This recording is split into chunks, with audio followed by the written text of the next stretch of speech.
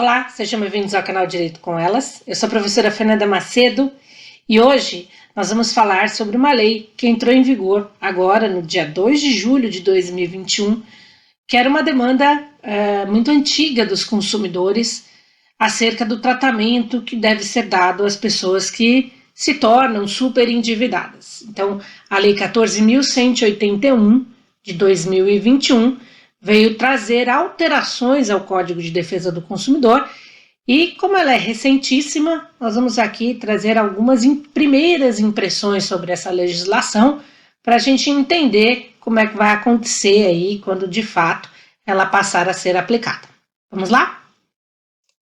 O superendividamento é um problema muito recorrente nos consumidores brasileiros, né? Porque a nossa oferta de crédito, em que pese seja uma das mais caras do mundo, nunca teve uma regulamentação e nunca se falou aí a respeito das responsabilidades de quem oferece esse crédito. Então, é uma demanda antiga, havia mais de um projeto de lei, o que foi aí aprovado com alguns vetos, né, sancionado com alguns vetos pelo presidente da República, é o projeto de 2015, então a gente vai tratar um pouquinho a respeito disso, tá? Então vou acompanhar com vocês aqui algumas primeiras impressões que eu fiz quando da leitura dessa nova lei, das alterações que de fato ela implementou no Código de Defesa do Consumidor.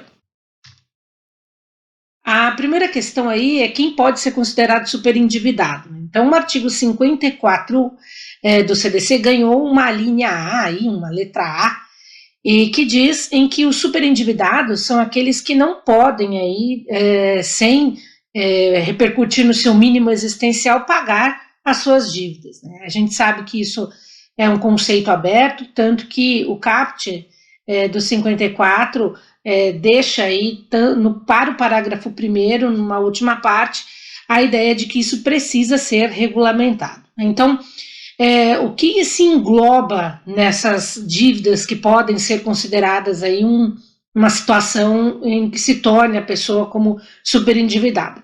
Aquelas que são decorrentes da relação de consumo, né, inclusive operação de crédito, compra a prazo, enfim, mas deixou-se claro no parágrafo 3º que o que for de má fé, dívidas que tenham sido contraídas, mesmo para criar prejuízo àquele que é o credor, né, e isso tem que ser apurado via processo, então, neste caso, a gente não vai ter considerado aí o cidadão como um superendividado.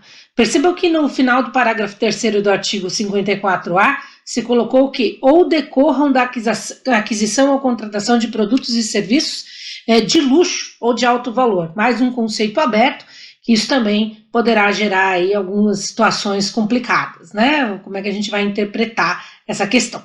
Depois, quais são os deveres das instituições financeiras?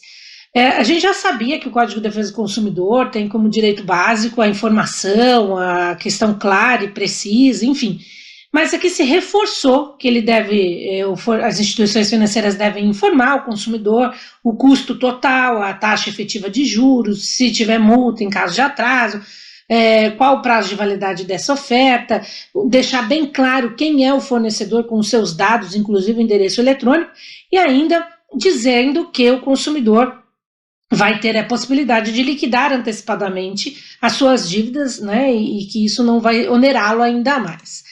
Depois ficou proibido claramente, isso era uma bandeira de muitos anos de quem defende essa ideia de superendividamento, que é a questão de não se forçar, as instituições financeiras não forçarem o consumidor, valendo-se inclusive da sua idade, por exemplo, empréstimo consignado para aposentado, idoso, analfabeto, doente, ou alguma situação que agrave, né, a necessidade da pessoa, que ela vai pegando crédito sem poder aí cumprir isso no futuro, né? Então, uma outra questão que não pode também a instituição financeira é dizer que se a pessoa ficar em débito, né, ela renuncia a qualquer ação judicial, isso vai de encontro, inclusive, com o que o próprio texto constitucional fala, né, e também já falar pagamento de honorários, depósitos judiciais, como forma de criar temerosidade na pessoa que se sente desconfortável e passa aí a ficar devendo muito mais do que deveria.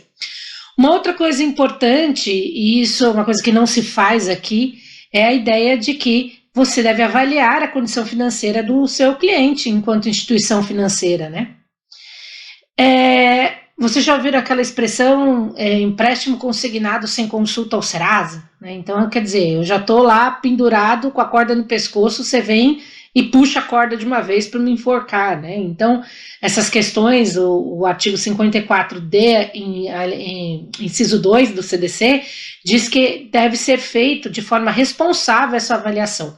Óbvio que isso no decorrer do judiciário vai ter que ser analisado caso a caso, né? Porque são todas questões abertas, mas já é um passo importante para que as instituições financeiras passem a adotar alguns procedimentos evitando esse tipo de situação, né? E trazendo aí, mostrando, fazendo prova de que tomou as cautelas necessárias para não transformar aquele consumidor num superendividado. Uma outra questão importante também tem relação com as questões de cartão de crédito, quando de repente uma compra não foi reconhecida, né? Então, nesse caso, o consumidor ele deve informar, né, com 10 dias de antecedência, pelo menos, sobre o ocorrido, e a instituição financeira não poderá lançar esse valor em disputa até que se resolva. Né? Então, isso está no artigo 54G, inciso 1, do Código de Defesa do Consumidor, e mostra aí que o consumidor tem o pressuposto da boa-fé, ele está dizendo que não foi ele que fez, então você não pode cobrar até que se comprove o contrário, tá? As dívidas aqui podem ser negociadas com todos os credores juntos, eu brinco que isso aqui seria tipo uma falência da pessoa, do consumidor, né, que eu chamo todo mundo para se conciliar. Não sabemos ainda como ao certo será feito isso na prática, mas é um passo importante porque não adianta eu pactuar com um sendo endividado em outros locais, então é possível que hoje se faça uma audiência conciliatória presidida por um conciliador do juízo, né, com a presença de todos esses credores na tentativa de se pagar aí uma proposta de plano de pagamento com prazo máximo de 5 anos para que todo mundo receba daquele que é o devedor.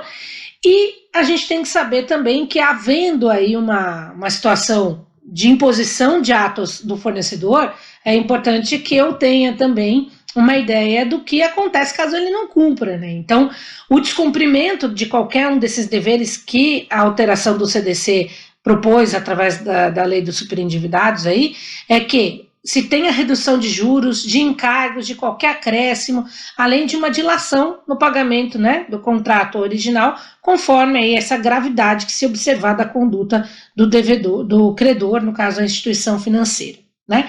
Então, é lógico que aqui eu fiz uma brevíssima análise dessa legislação, acho que nós temos ainda muito a conversar e é um assunto que certamente teremos mais vídeos aqui no nosso canal sobre ele, tá bom? Obrigada pela sua participação aqui no canal Direito com Elas, até nosso próximo encontro, tchau, tchau.